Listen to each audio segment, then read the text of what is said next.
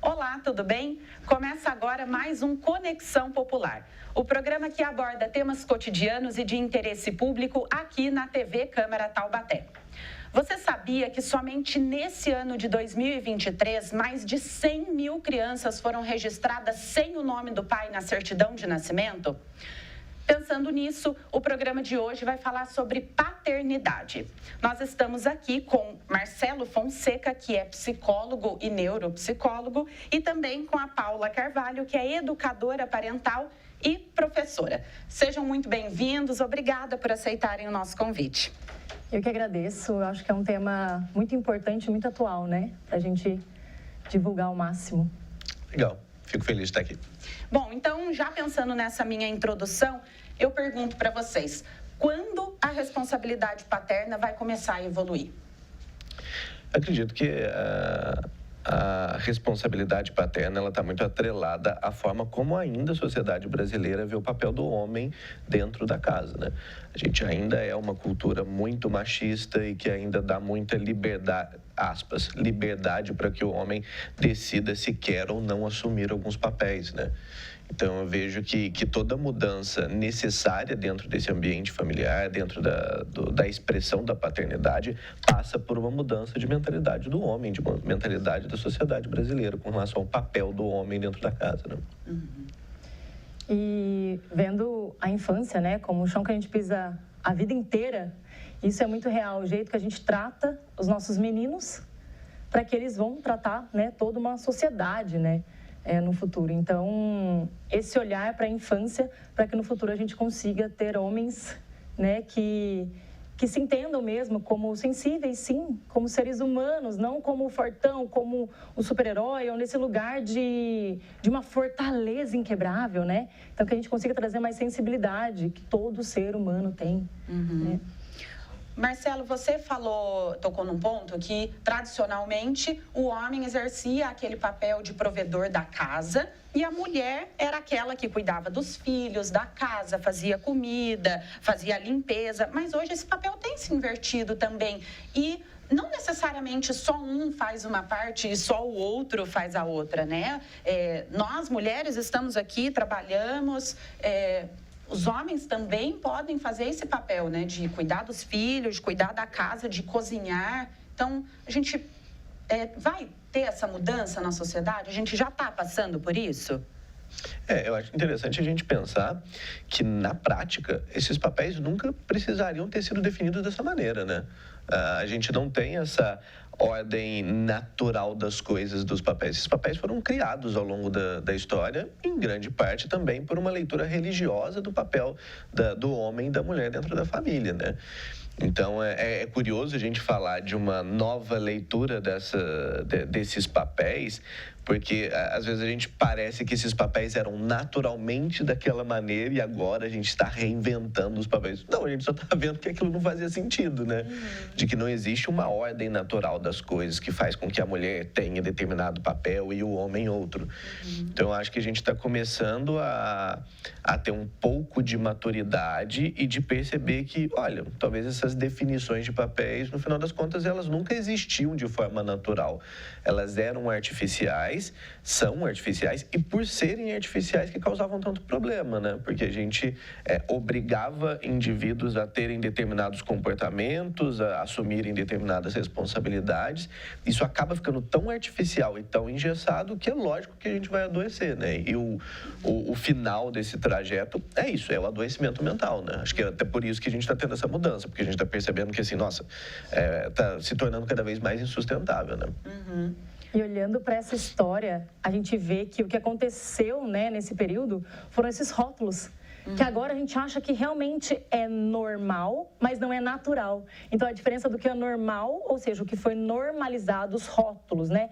O que a gente sempre fala, a questão do instinto materno. Mas o instinto paterno está onde? Né? E o quanto a gente colocou esses rótulos que a gente achou que era normal, mas quando a gente dá um passinho para trás e olha esse rótulo, a gente tira e vê que aquilo não é normal. E o que é o nosso natural? Daí vem esse resgate do que é nosso natural. O natural do homem, da mulher, não importa, é o do cuidar, é o do zelar, né? E não colocar um papel aqui, um papel ali, ou seja, um rótulo aqui, um rótulo ali, e a gente tirar esses rótulos, a gente consegue se observar melhor e falar, uau, tem um contexto histórico, claro que tem, né, religioso e tudo mais, de crenças, não apenas religiosas, mas que a gente foi só perpetuando, sem questionar, sem sermos curiosos. Mas daí, quando a gente para e tira esse rótulo, a gente fala, uau, não, peraí, o que esse rótulo dizia mesmo? Eu acho que talvez hoje, talvez não, né? Ele não faz mais sentido na nossa sociedade, mais, né? Não funciona mais. Mas, Paula, as mulheres que foram criadas com essa referência materna, onde a mãe cuidava e o pai estava trabalhando, esse pai geralmente chegava muito cansado, não brincava, não cuidava, porque ele já tinha trabalhado o dia inteiro. Essas mulheres têm mais dificuldade ou não? É possível já fazer esse distanciamento e entender que isso não funciona mais? Eu acho que cada caso é muito sutil, assim, né? Eu acho que tem muitos aspectos num caso, mas se a gente olhar para mães, né, que estão realmente se observando agora como, pera, essa carga não precisa ser só minha, e ela começa a trazer isso para dentro de casa, que eu acho que não precisaria ser, de novo, uma corrente, né, um caminhar só das mulheres. Os homens precisam falar, opa, eu também... Alguém não precisa tirar o rótulo dele, entendeu? Ele pode ir lá e tirar o seu próprio rótulo e falar, não, peraí, não é assim. Mas toda essa demanda, né, de um pai que trabalhou o dia inteiro. Mas é a mãe também que trabalhou o dia inteiro. Né? Que o filho ficou na creche, depois eles têm só esse tempo de conexão. Por que é só para a mãe? E uma coisa muito interessante, assim, que eu ouço muito, né, no atendimento às famílias. Mas ele só dorme com a mãe. Que daí tem essa carga, né, também, né? Isso que a gente comentou. Mas ele só quer comer com a mãe. Primeiro, quanto essa mãe está se conectando ali, então ele tem ela como visão, e o quanto esse homem está sendo rede de apoio para ela. Então, só dorme com o filho. Então, quando a mãe fizer ali o filho dormir, na hora que ela sair, vai ter um lanchinho pronto para ela comer, ou além de fazer o filho dormir, ela também vai ter que ir lá e fazer o que ela vai comer e fazer o almoço do outro dia. Nossa, mas ele só come com a mãe. Sei lá, um bebê, alguma criança, né? Introdução alimentar, um exemplo muito prático.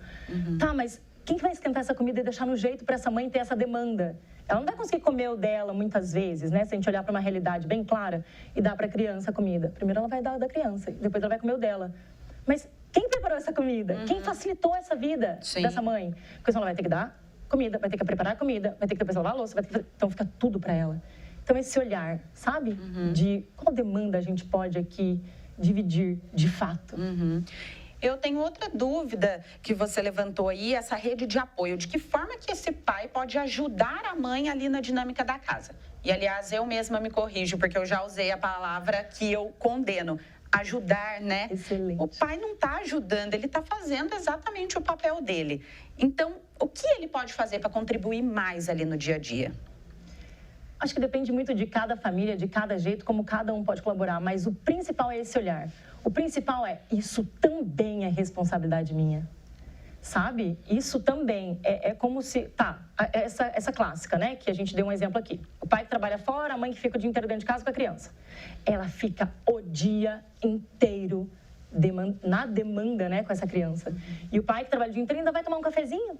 Né? Às vezes come num restaurante da fábrica, que seja. Então, ele tem esses momentos de respiro. A mãe não.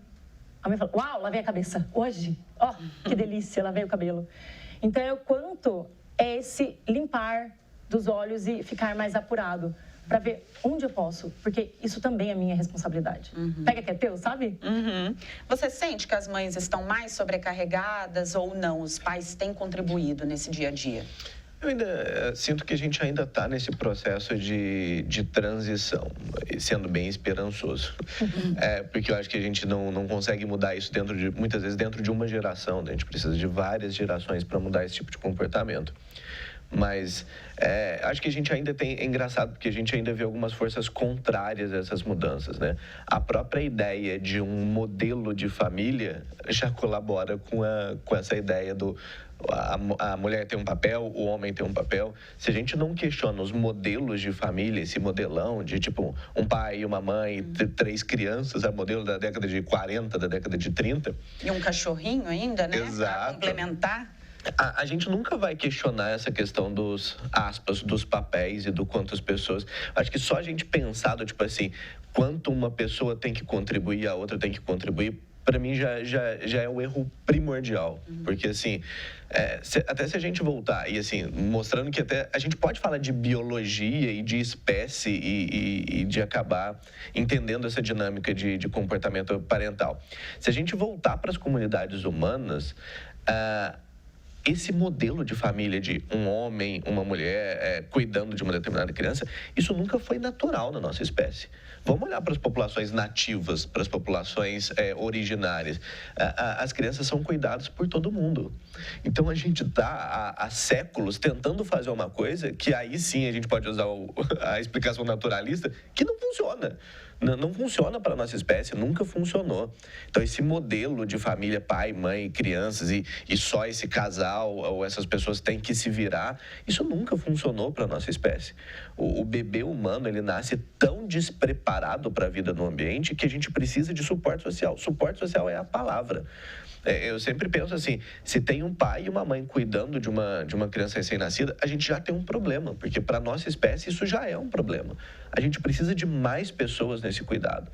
Então, muitas vezes, essa sobrecarga, ela vem até por essa falta de entendimento da necessidade de que mais pessoas têm que participar desse processo.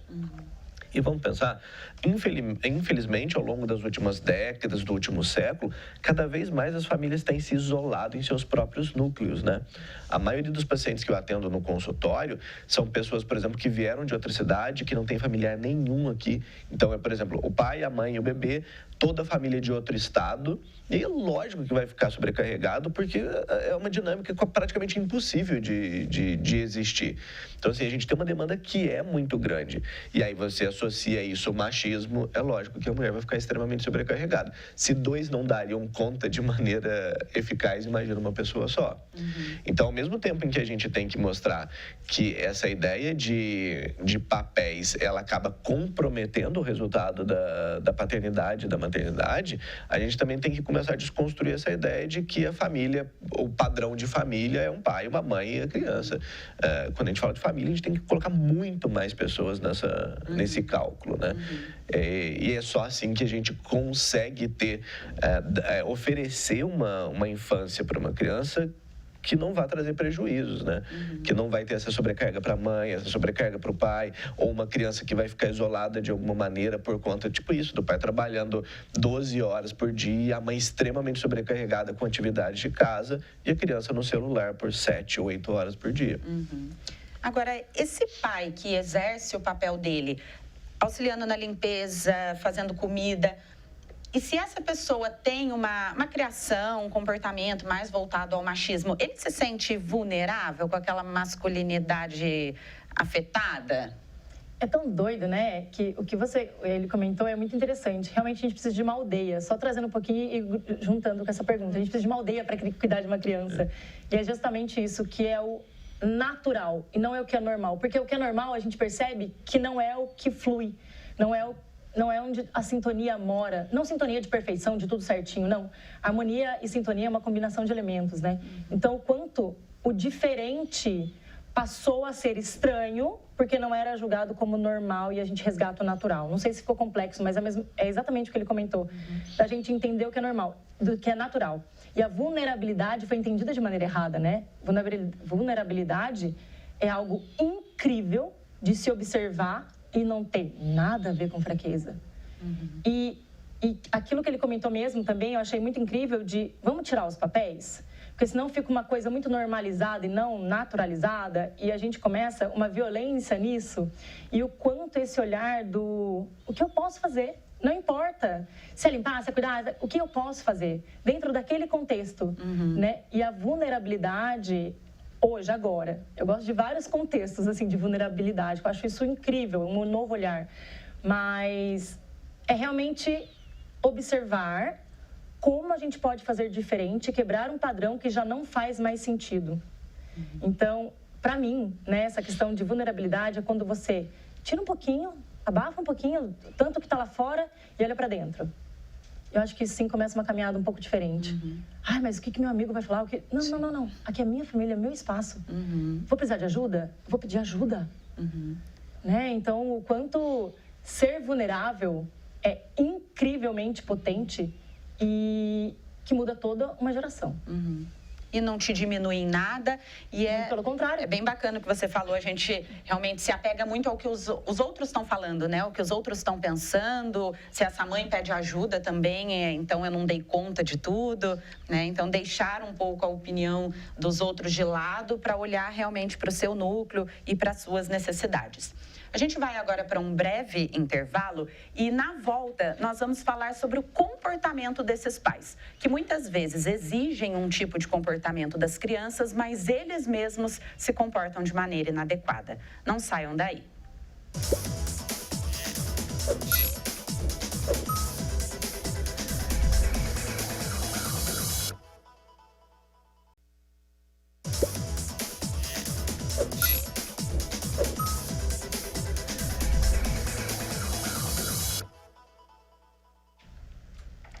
Olá, estamos de volta com o Conexão Popular e hoje conversando sobre paternidade. Recebemos aqui nos nossos estúdios Paula Carvalho, que é educadora parental e professora, e Marcelo Fonseca, que é psicólogo e neuropsicólogo.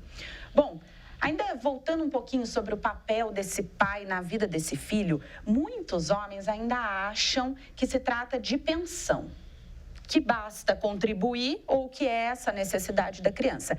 Mas esse papel do pai na vida, tirando a palavra papel, né? Mas a presença desse pai na vida da criança é muito mais do que isso, né? Esse é um pensamento bem Idade Média, né? Mostra que a gente ainda mantém alguns traços culturais, assim, que você fala, caramba, realmente a gente está no século XXI.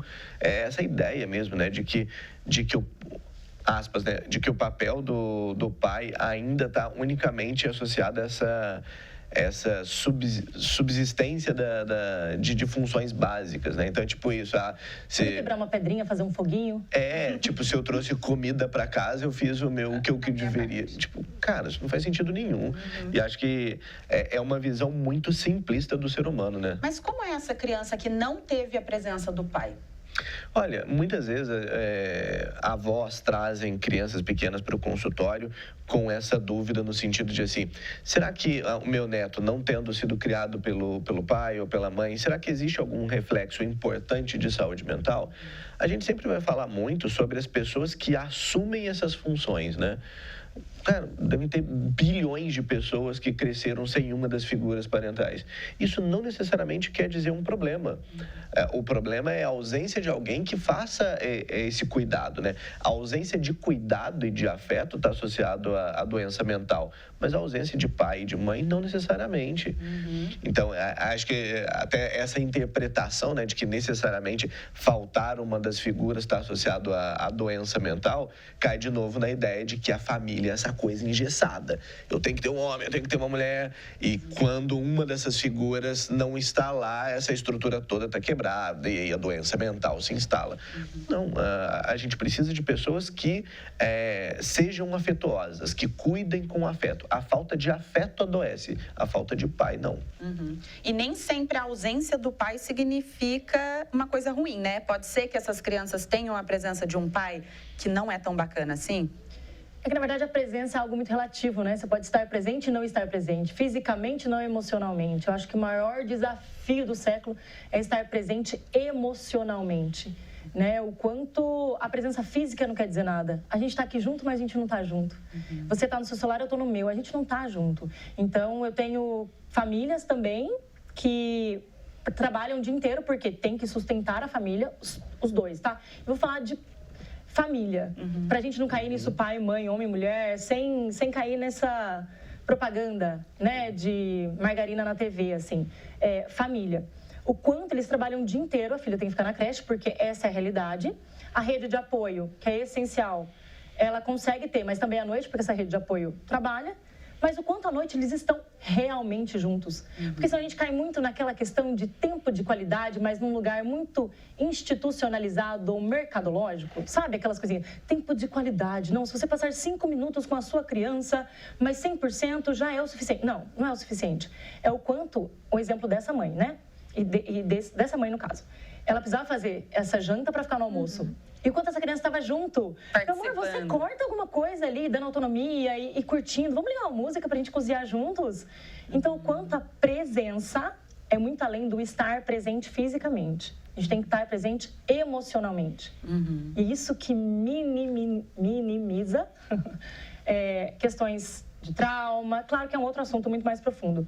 Mas o quanto essas plantações, o quanto esse regar, que é o que vai trazer uma saúde mental também para as nossas crianças lá no futuro. Elas sabem que elas têm para quem contar, que elas vão correr para eles, não deles, quando ela tiver um problema. Então, a presença emocional é muito mais importante que a presença física. Agora, a gente tem também uma quantidade considerável de famílias que estão optando por não ter filhos. Por que isso acontece?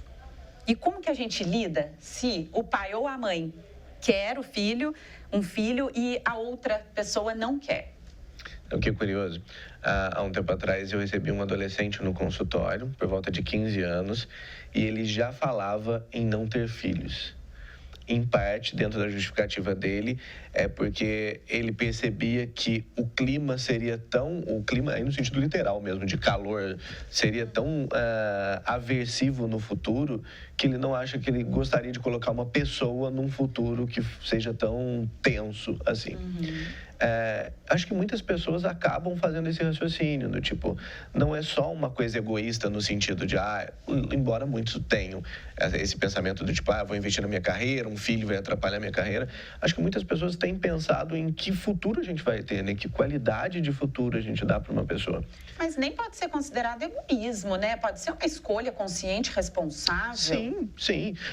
A gente tem que imaginar, e acho que esse talvez seja o tópico central da nossa discussão, ter filho é algo muito custoso. E custoso não do ponto de vista negativo, mas do ponto de vista de envolvimento de comportamento mesmo. A partir do momento que você coloca um indivíduo, um novo membro dessa espécie nesse mundo, você é sim responsável por ele durante um bom período dessa vida.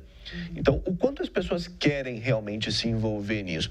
E não tem problema nenhum não querer se envolver. Que é isso, tipo, não quero ter filho, eu acho que eu gosto muito da minha carreira, eu gosto muito do que eu faço profissionalmente, eu gosto muito dos meus hobbies, e eu gostaria de me dedicar essa vida toda a isso. E beleza, show de bola. Eu acho isso muito mais legal do que as pessoas que acabam indo na vibe do tipo, eu tenho que ter filho, e depois não tá presente do ponto de vista global mesmo, saca? Do realmente querer cuidar. E ou a gente romantiza ou a gente demoniza. Sim. A gente esquece que tem um caminho do meio aí que dá pra ir. Né? Um caminho de, mas minha mãe, sou filha única e minha mãe não vai ser vó? Não, é sua escolha, o filho é seu. Né? Então, ou a gente está romantizando muito a família e não entendendo o que ela é de fato, ou a gente demoniza demais, fala, não, mas você não vai dormir, mas você não é isso, você não é aquilo. Então, enquanto a gente está de novo nos nossos rótulos e não olhando pra gente, né? E não olhando, essa é minha escolha consciente, eu quero ter. Ou não, essa é minha escolha consciente de não ter. Então com uma eu vou ter que lidar. Então por isso que o autoconhecimento aqui entra também lindamente, né? O quanto eu vou lidar com isso tudo, vou me fortalecer para eu seguir firme na escolha que eu tive, de ter ou não, né? E escolhas que não são imutáveis também, né? Eu posso... Exato. Hoje eu quero, amanhã não. Exato. Eu posso, em um determinado momento da minha vida...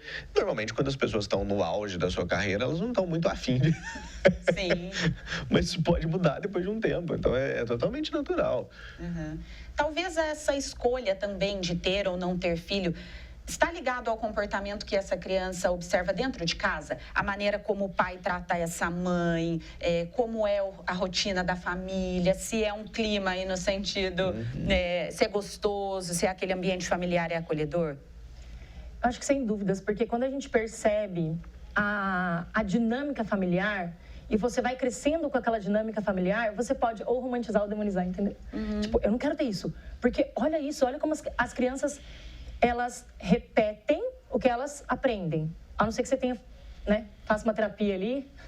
Infelizmente, as pessoas olham terapia como pós, não como prevenção, mas se Deus quiser, isso vai mudar.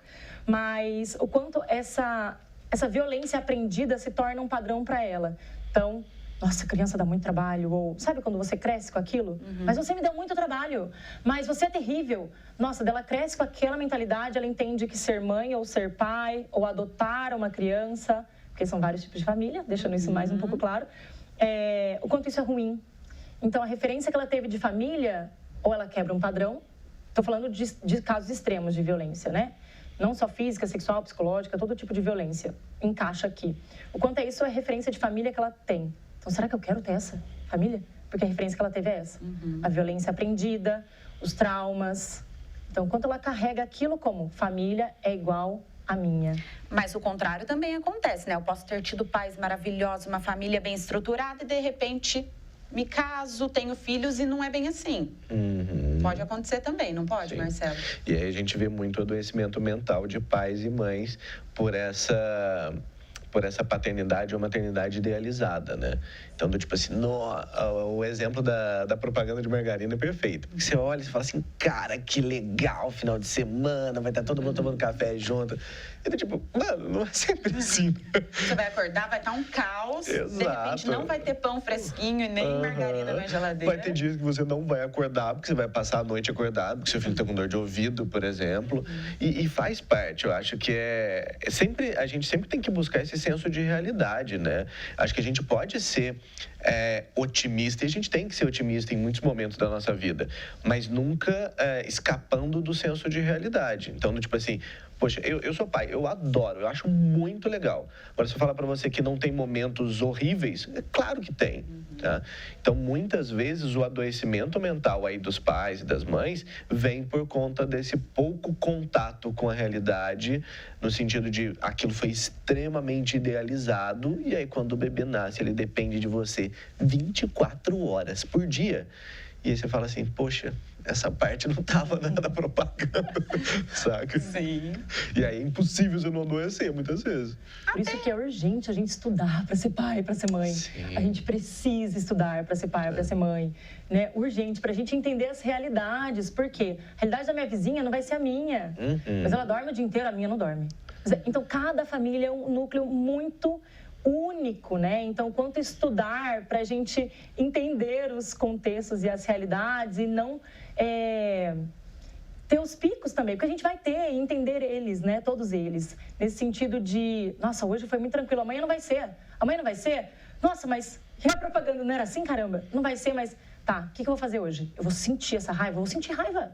Sim. A gente não vou abafar o que eu estou sentindo, não vou abafar situações, não vou abafar para poder me encaixar numa caixinha que às vezes é da minha prima, que teve uma maternidade excelente, mas que não é a minha. Olha que curioso, né? A gente falando da questão da paternidade, a gente vê assim, aí mudanças diferenças de comportamento nessa resposta, né? Então, vamos lá. O pai que idealizou a paternidade e ele é confrontado com uma realidade que não é aquela que ele queria. Muitas vezes ele tem essa ideia de que pode escapar, né? Então ele termina um relacionamento, ele vai para outro relacionamento, ele mantém pouquíssimo vínculo com a criança. A mãe muitas vezes não, né? Até por uma cobrança social mesmo, do tipo, é muito curioso quando às vezes a gente escuta eu sou supervisor de clínica da Unital, então vários alunos atendendo e a gente faz a supervisão. Então às vezes a gente escuta do tipo assim, nossa, professor, mas a mãe abandonou a criança. Mas é curioso, né? Quantos pais fazem isso? Tipo assim, centenas de milhares de pais fazem a mesma coisa. E a gente ainda tende a acreditar que quando o homem faz é mais aceitável. E aí você fala assim, nossa, mas que bizarro, a mãe abandonou os filhos e foi morar com outra pessoa.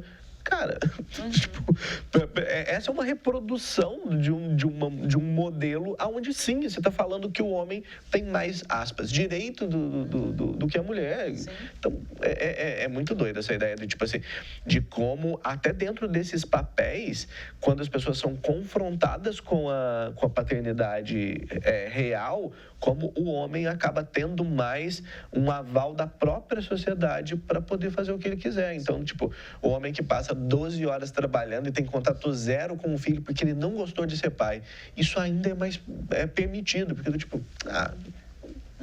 Ou ainda... Ai, perdão. Não, eu ia dizer que nem vou tão longe na questão do abandono. Muitas vezes o casal se separa, o filho vai morar com o pai, por exemplo, e, nossa, como assim a mãe não fez questão de estar com essa criança? Sendo que são inúmeros fatores, né? Ou a gente ainda faz algo que, assim, trabalhou o dia inteiro e ainda dá banho quando chega. Olha que paizão. Caramba, mas a mãe amamenta no dia inteiro, ela não é mamãezona, não, porque só ela que amamenta. Peraí. Então, onde que a gente está colocando, né? Bem isso mesmo, ali em cima, essa paternidade, onde ela tem que estar aqui no mesmo nível. Quando a relação é de respeito, né? E não é de poder ou algo do tipo, é de respeito. Ela é linear no sentido de que a gente não... Coloca lá em cima, ai, mas ele ainda dá banho. Você acredita? Só ele que dá banho? Só ele que tira a fralda? Olha que legal. Como ele é incrível. O quanto os nossos discursos... Gente, eu já me peguei falando isso várias vezes, tá? O quanto os nossos discursos a gente tem que olhar com muito carinho. Porque senão a gente vai continuar regando toda essa violência e todo esse machismo que a gente veio falando desde o começo do programa. E agora, pensando um pouquinho em comportamento, o quanto a gente exige dessas crianças, mas a gente mesmo não se dá conta. Então, a gente exige que a criança não fique muito tempo no celular, mas a gente está o tempo inteiro no celular. Ou a gente não aceita que a criança faça uma birra, mas, poxa, quando você passa por uma situação, você se dá o direito de ficar triste, de ficar magoado, de ficar sem falar com um amigo. E por que a gente se permite viver tudo isso e espera um comportamento diferente dessa criança? É muito curioso, né? Porque, assim, as pessoas ainda têm muita dificuldade de entender o que a gente pode esperar das crianças dependendo do momento de desenvolvimento delas, né? Eu acho que isso, em grande parte, acaba explicando o porquê da nossa dificuldade de manejo. Então, quando eu chego para uma criança de 2 e 3 anos e cobro que ela se comporte como um adulto, eu simplesmente não estou entendendo o estágio de desenvolvimento dela, né?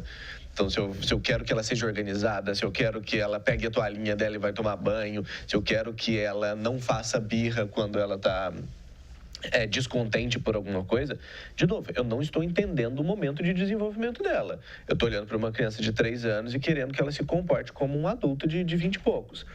Agora, a gente já tem... O adulto já tem essas capacidades, né? Então, uma criança de 3 anos que faz birra, vamos dizer assim, está dentro do esperado para o estágio de desenvolvimento dela. Um adulto de 25, 30, 40 anos de idade, não. E faz birra o tempo inteiro, né? Adulto faz birra o tempo inteiro, bate a porta, xinga, fica sem falar, né? Sim. Então, é muito curioso isso. Uma criança que quer ficar agarrada no celular o tempo todo, o celular hoje, os aplicativos, as redes sociais, eles são feitos para prender as crianças.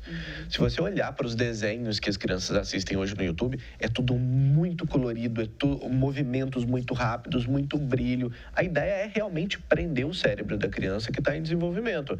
Agora, o indivíduo adulto, ele tem mais capacidade de inibir o próprio comportamento. Então, quando ele não o faz, ele sim tem um problema. A criança não. A criança é um cérebro em desenvolvimento. Então, é muito curioso a gente perceber que muitos dos atritos entre pais e filhos estão muito mais associados ao comportamento dos pais do que dos filhos, né? E a gente realmente espera que uma criança de 3 anos fala, pai, é o seguinte, o senhor é o adulto da relação, seu cérebro está formado, meu córtex pré-frontal ainda não está. Tô mega frustrado que a Aninha não me emprestou brinquedo no recreio hoje. Você pode tomar alguma providência? Não vai fazer isso, ele vai espernear, ele vai jogar no chão, vai chorar. Porque é o mecanismo que ele tem, não tem vocabulário emocional. Nós temos. E não aprendemos a usar muito, então adultos fazem muitas birras, né? Nós fazemos o tempo inteiro. Então, o quanto entender esse desenvolvimento é essencial para entender que todo comportamento é comunicação. Sim. A gente tem que entender a raiz dele. Bom, quero agradecer mais uma vez a presença de vocês. Acredito que o papo foi muito bacana, a gente conseguiu desconstruir muitas coisas aqui. Então, já fica o convite para que vocês voltem numa próxima oportunidade e muito obrigada. Muito obrigado pelo convite. Precisando, só chamar. Eu que agradeço, eu acho que é um assunto tão essencial para a gente, né? Para a gente trazer leveza, não no sentido de positivismo tóxico, não, mas é de compreensão mesmo, né? Para que a gente alinhe as expectativas à realidade mesmo. Obrigada. Esse foi o Conexão Popular de hoje. Eu agradeço a sua audiência, também a sua companhia. Te vejo no próximo programa. Até mais.